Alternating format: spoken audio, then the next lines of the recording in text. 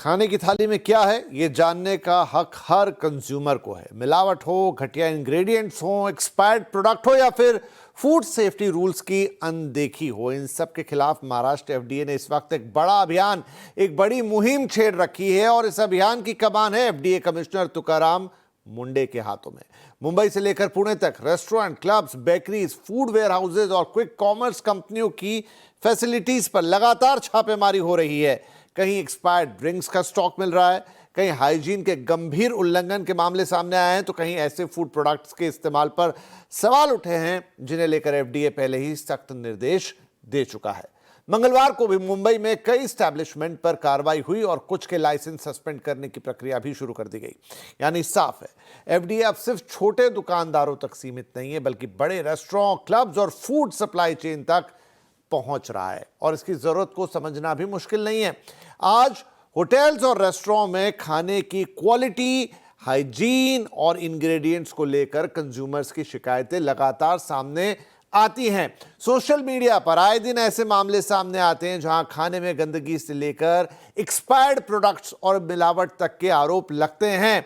ऐसे में अगर फूड सेफ्टी अथॉरिटी सख्ती करती है, इंस्पेक्शंस बढ़ाती है और नियम तोड़ने वालों पर एक्शन लेती है, तो इसका सीधा फायदा आखिरकार कंज्यूमर को ही मिलना है। लेकिन इस बीच इस पूरी मुहिम से जुड़ी दो महत्वपूर्ण बातें सामने आई हैं। बॉम्बे हाई कोर्ट ने पुणे के एक मामले में एफडीए की कार्रवाई पर टिप्पणी करते हुए कहा है कि डिपार्टमेंट गोइंग ओवरबोर्ड, यानी जरूरत से ज्यादा आगे जा रहा है। कोर्ट ने लाइसेंस सस्पेंशन के तरीके पर सवाल उठाए हैं और संबंधित मामले में 5 लाख का कंपनसेशन देने का आदेश भी दिया है महाराष्ट्र एफडीए को। वहीं दूसरी तरफ मुख्यमंत्री देवेंद्र फडणवीस ने फूड सेफ्टी को लेकर चल रही इस सख्ती का समर्थन किया है और साफ कहा है कि लोगों की सेहत के साथ खिलवाड़ करने वाले के खिलाफ कार्रवाई जारी रहनी चाहिए। तो एक तरफ कोर्ट याद दिला रहा है कि हर कार्रवाई कानून, प्रक्रिया और फेयरनेस के दायरे में होनी चाहिए, और दूसरी तरफ सरकार का स्पष्ट संदेश है कि कंज्यूमर की सेहत के साथ कोई समझौता नहीं हो सकता। और शायद यही इस वक्त की सबसे जरूरी बात या सबसे जरूरी बैलेंस है।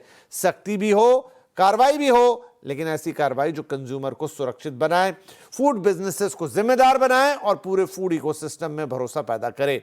आज कंज्यूमर अड्डा में बात इसी बड़े सवाल पर, मुंबई और महाराष्ट्र में फूड सेफ्टी की इस मुहिम का असली असर क्या होगा?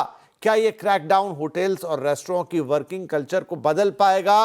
और सबसे बड़ा सवाल, आपकी थाली में जो खाना पहुंच रहा है उसकी सेफ्टी की जिम्मेदारी आखिर किसकी है? तो ये सारी बातें आज हम करने जा रहे हैं।